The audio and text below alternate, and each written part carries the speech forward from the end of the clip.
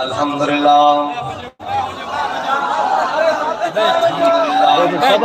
ونستعينه ونستغفره ونعوذ بالله من شرور أنفسنا ومن سيئات أعمالنا فلا مضل له ومن يضلل فلا هادي له ونشهد أن لا إله إلا الله وحده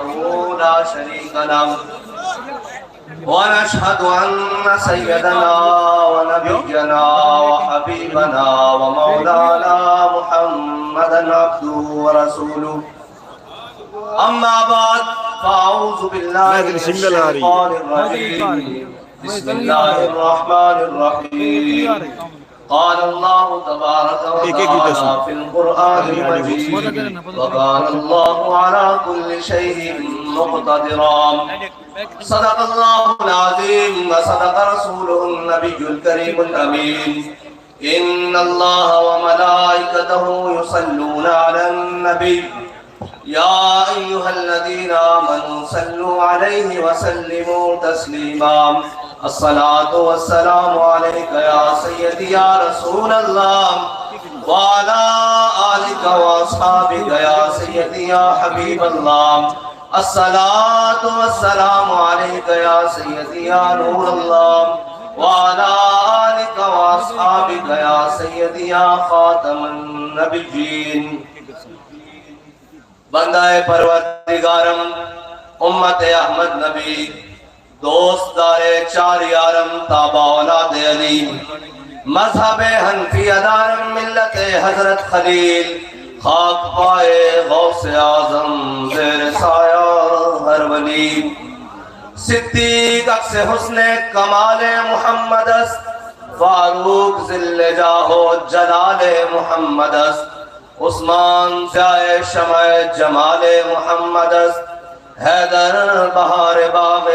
خصال محمد است صلی اللہ تعالیٰ علیہ وسلم عرش کی عقل تنگ ہے چرخ میں آسمان ہے عرش کی عقل تنگ ہے چرخ میں آسمان ہے جانے مراد اب کدھر ہائے تیرا مکان ہے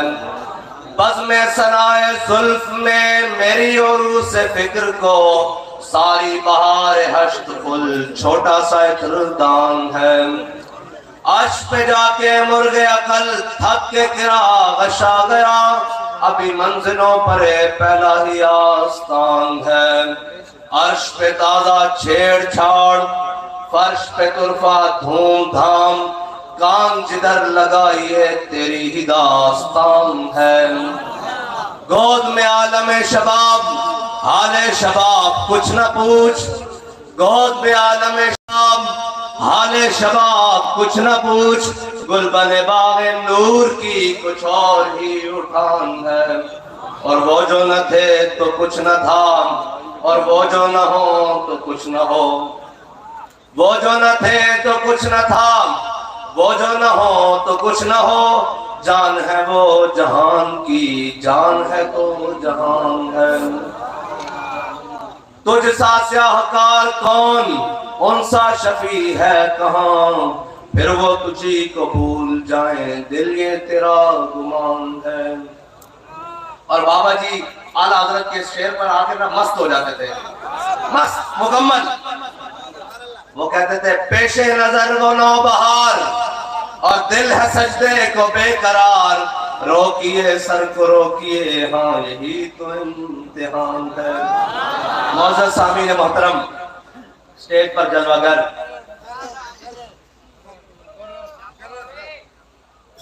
پیر طریقت راہبر شریعت خواجہ محمد حسن باروی سے لے کر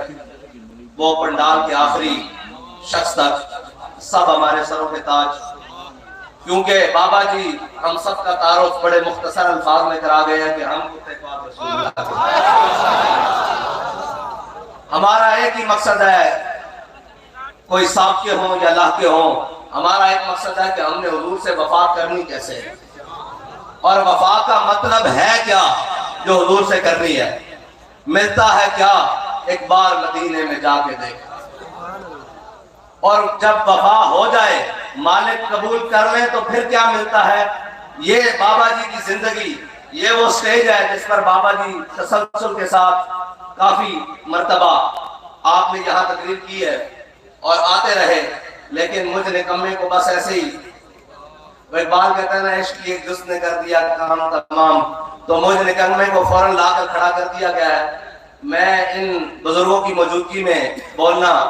بہت مشکل سمجھتا ہوں، لیکن پھر بھی کام ہے ان کے ذکر سے، یوں ہوا یا یوں۔ تو بابا جی فرماتے تھے حضور سید عالم صلی اللہ علیہ وسلم سے وفا کرنی کیسے ہے؟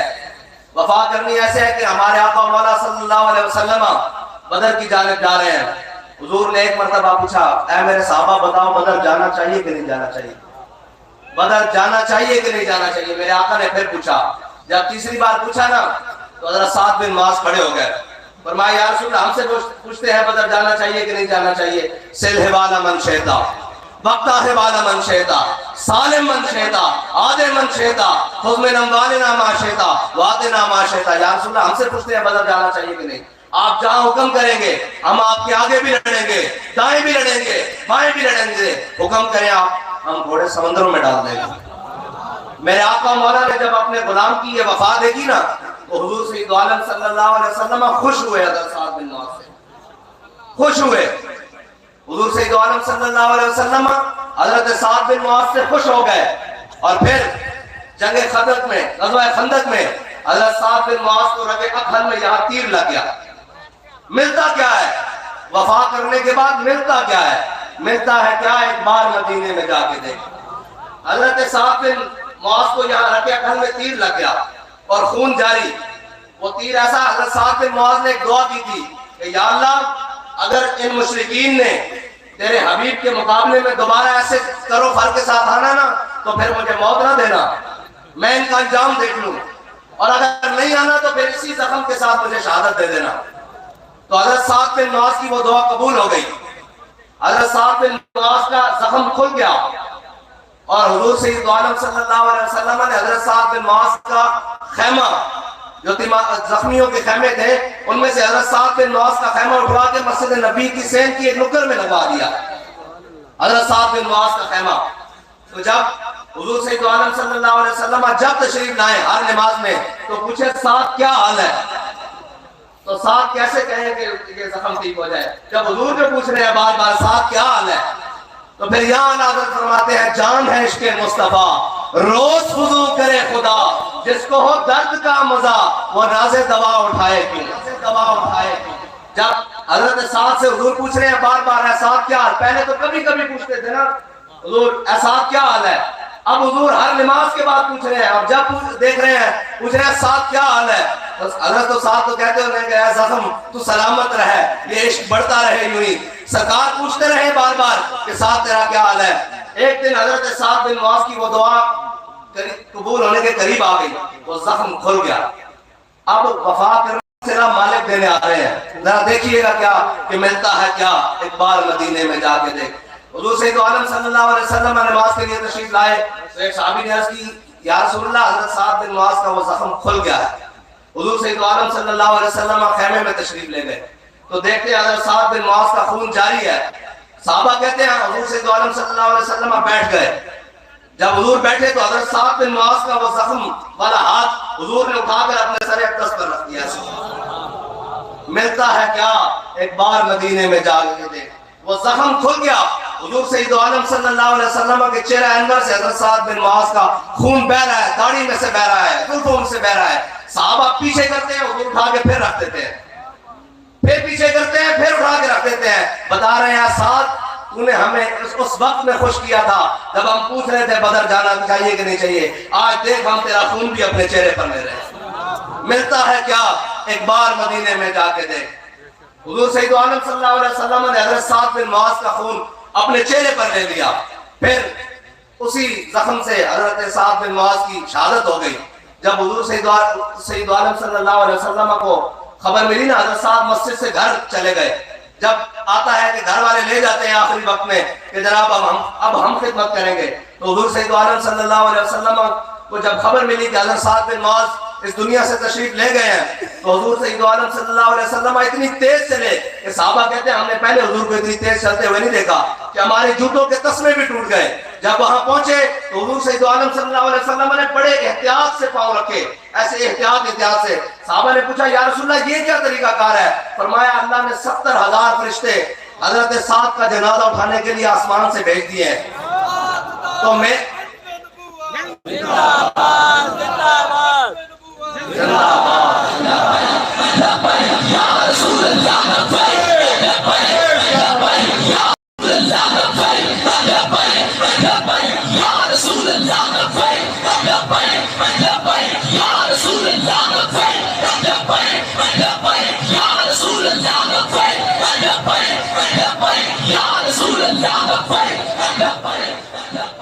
پوچھا یا رسول اللہ اتنی تیز چلنے کی وجہ آپ نے اتنے قدم مبارک تیز کیوں رکھے؟ فرمایا اللہ نے 70,000 فرشتے سعد کے جنازے کے لیے بھیجے ہیں. مجھے ڈر تھا کہ کہیں وہ فرشتے سعد کو غسل دینے کے لیے آسمان پر نہ لے جائیں. اور پھر آگے جو مزہ ہے نا وہ یہ ہے کہ جب حضرت سعد کا جنازہ اٹھانا تو حضور نے اپنے کندھوں پر ایسے رکھ لیا. ایک بار حضور کو راضی کیا ہے, ایسے حضور نے اپنے کندھوں پر رکھ لیا اور حضور چلتے ہوئے جا رہے ہیں آگے سعد کے جنازے کے ساتھ. اور جب حضرت سعد کی تدفین ہو گئی تو حضرت سعد کی والدہ رونے لگی, شدید رونے لگی. حضرت عمر نے کہا کہ امائی اب چپ کر جا. تو حضرت حضور صلی اللہ علیہ وسلم نے فرمایا عمر ہو سکتا ہے قیامت تک رونے والیاں مکار کریں, سعد کی ماں مکار نہیں کر رہی, یہ سچا رو رہی ہے. جب ان کی زاروں قطاری حضور نے دیکھی نا تو فرمایا سعد کی ماں اب چپ کر جا, اب چپ کر جا. ملتا ہے کیا؟ ایک بار مدینے میں جا کے دیکھ. فرمایا سعد کی ماں اب چپ کر جا. انہوں نے کہا یا رسول اللہ کیوں؟ فرمایا رب آج تک کسی کو ہنستے ہوئے نہیں ملا, تیرے بیٹے کو ہنستے ہوئے ملا. ایک بار حضور کو مسکرایا, خوش کیا, رب بھی ہنستے ہوئے ملا. فرمایا رب آج تک کسی کو ہنستے ہوئے نہیں ملا, تیرا بیٹا جب پہنچا ہے سعد تو اس کو ہنستے ہوئے ملا ہے. ملتا ہے کیا؟ ایک بار مدینے میں جا کے دیکھ, وہاں جو بھی کوئی عمل اخلاص کے ساتھ لے کر آئے. حضرت عقیل انصاری غزوہ تبوک میں حضرت صدیق اکبر پورا مال لے آئے, حضرت عمر آدھا مال لے آئے, بڑے بڑے صحابہ حضرت عثمان غنی نے سونے چاندی کے انبار دیے, اونٹوں اور گھوڑوں کی قطاریں دی. حضرت عقیل انصاری 2 کلو کھجور لے آئے. کوئی اخلاص کے ساتھ لائے اس بارگاہ میں قبول ہوتا ہے. حضرت صدیق اکبر کا پورا مال, حضرت جناب عمر کا آدھا مال, حضرت عثمان غنی کے سونے چاندی کے انبار, سارا کچھ ڈھیر لگے ہیں. حضور سید عالم صلی اللہ علیہ وسلم کی بارگاہ میں حضرت عقیل انصاری نے 1 کلو کھجور پیش کی. پوچھا اے عقیل یہ کہاں سے لائے ہو؟ کہا یا رسول اللہ ایک یہودی کے ساتھ سودا کیا, ساری رات اس کا کنواں چلاتا رہا, اس کی فصل کو پانی دیا, صبح 2 کلو اس نے کھجور دی, 1 کلو میں اپنے اہل و عیال کو دے آیا ہوں, 1 کلو آپ کی بارگاہ میں لے آیا ہوں. کوئی اخلاص کے ساتھ لائے. صحیح اخلاص ہونا شرط ہے. یہ ضرورت نہیں کہ وہ کوئی جناب وہاں کھڑے ہو کر کسی مقام پہ کھڑے ہو کر کوئی کرے اخلاص کے ساتھ تو 1 کلو کھجور بھی قبول ہو جاتی ہے. کوئی لائے صحیح وہ اخلاص. حضور سید عالم صلی اللہ علیہ وسلم نے وہ کھجور پکڑی اور پورے مال کے, حضرت صدیق اکبر کے پورے مال پر ایک دانہ رکھ دیا, حضرت عمر کے آدھے مال پر ایک دانہ رکھ دیا, حضرت عثمان غنی کے سونے چاندی کے انبار پر مال رکھ دیا, اور صحابہ نے جو کچھ بھی پیش کیا سب کچھ رکھ دیا. ملتا ہے کیا؟ ایک بار مدینے میں جا کے دیکھ. بس وہ اخلاص ہمیں اپنے اندر پیدا کرنا ہے, جس کے بارے میں اقبال نے کہا کہ اخلاص عمل مانگ نیا گانے کہن سے, شاہاں چے عجب گربہ نوازن گدائیں آرا. اقبال کہتا ہے وہ اخلاص مانگ جو اخلاص تیرے بڑوں کے پاس تھا, جو اخلاص ان نفوس قدسیہ کے پاس تھا جنہوں نے نہ رات دیکھی, نہ دن دیکھا, نہ شب دیکھی, نہ صبح دیکھی, نہ مشرق دیکھی, نہ مغرب دیکھی, نہ شمال دیکھی, نہ جنوب دیکھی. اقبال کی زبانی پھر انہوں نے کیا کیا؟ کہتا ہے محفل کونوں مقامے سارو شام پھرے لے کے میں توحید صفت جام پھرے تو ہمیں دشت میں لے کے تیرا نام پھرے. وہ کوئی اخلاص لے کر آئے تو لوگ کہتے ہیں جی بلندی نہیں ملتی, عزت نہیں ملتی. میں نے کہا جی ہم نے تو چھوٹی عمر میں بہت بڑی بڑی چیزیں دیکھ لی ہیں. اسلام کے ساتھ جو جڑ جائے گا, اسلام نہیں کہتا کہ ہاں جی چودھری صاحب تسی آؤ تہاڈی لوڑ ہے, آؤ جناب پیر صاحب تہاڈی لوڑ ہے, او جناب اسلام تک چن لینا جڑا نال لگ جائے اس عمر بنا دینا اور جے ابو لہب وچ رہندے بیگانہ رہے تو اس نو تبت یدا ابی لہب و تب کر دیندا اے اسلام کی خاصیت ہے انہی ویکھدا بڑے چودھری دے پیر وڈیرے کونن او کہندا میرے نال لگ آج قربانی دے آج نال کھلو کل نہیں دینا ہاں اور بات کہندا بلال از حبش صہیب از روم سلمان از فارش ابو لہب از مکہ چبل از عبیس اقبال کہندا اسلام کسی دے پیرنٹس نہیں پہندا کہ آ کے دین کا کام کرو وہ نہیں کہندا جناب پیر صاحب اسی باہر نکلو وہ تو ویل چیئر سے بندہ بیٹھا ہوئے فیصلہ بات پہنچا دینا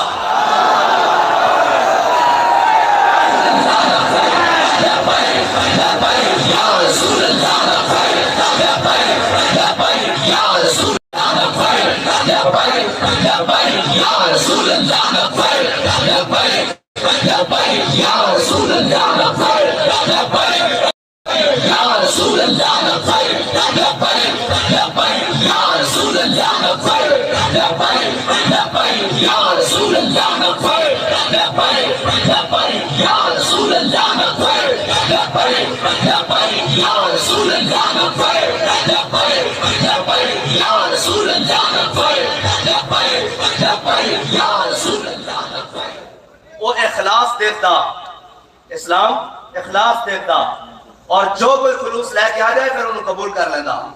ورنہ بہت سارے ہزاراں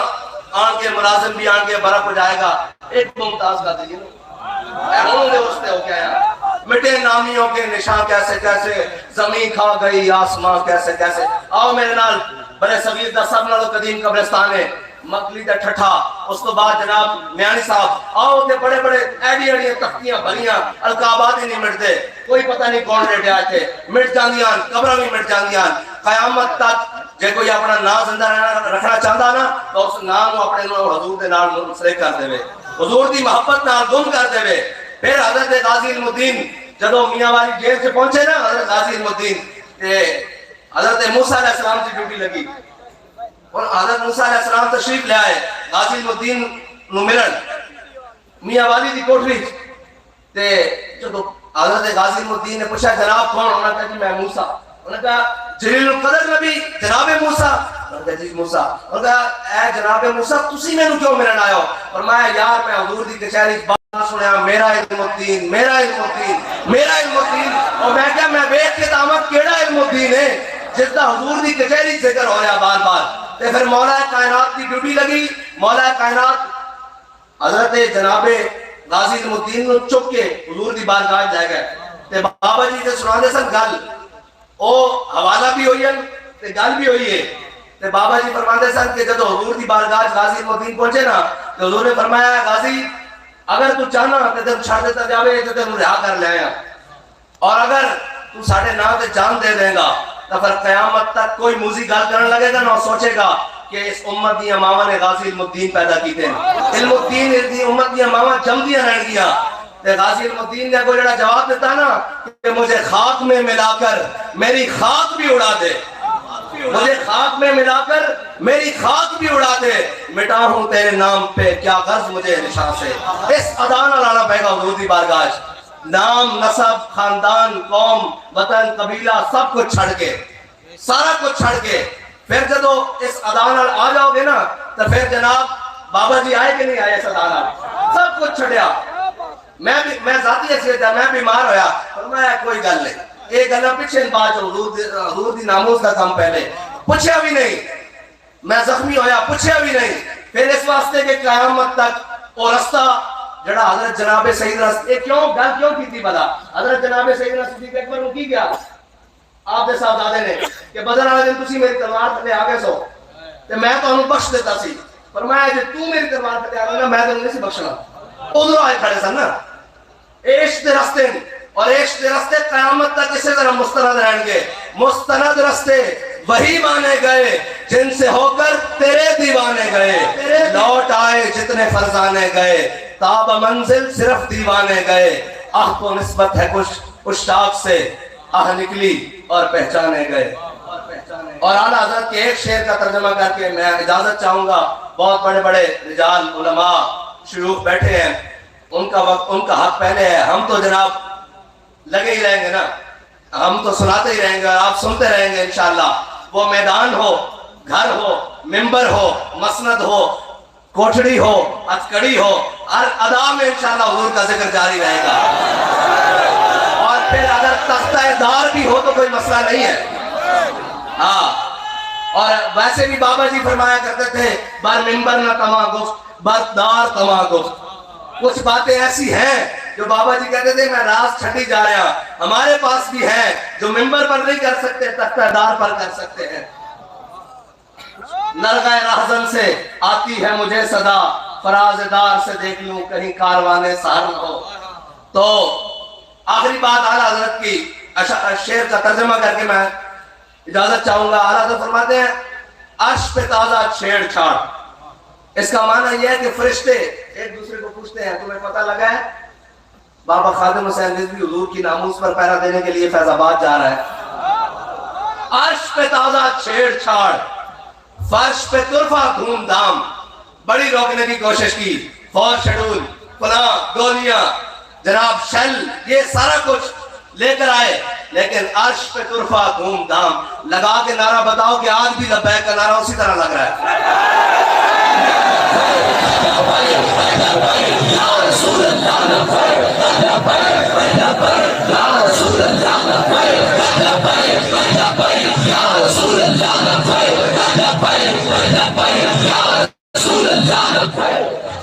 ایک منٹ جی.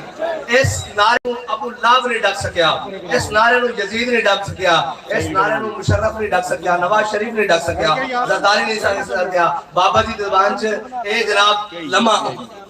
اے نہیں ڈک سکتا. اس نعرے کو کوئی نہیں قیامت تک ڈک سکتا. اے تسی بھول جاؤ رہے گا یوں ہی.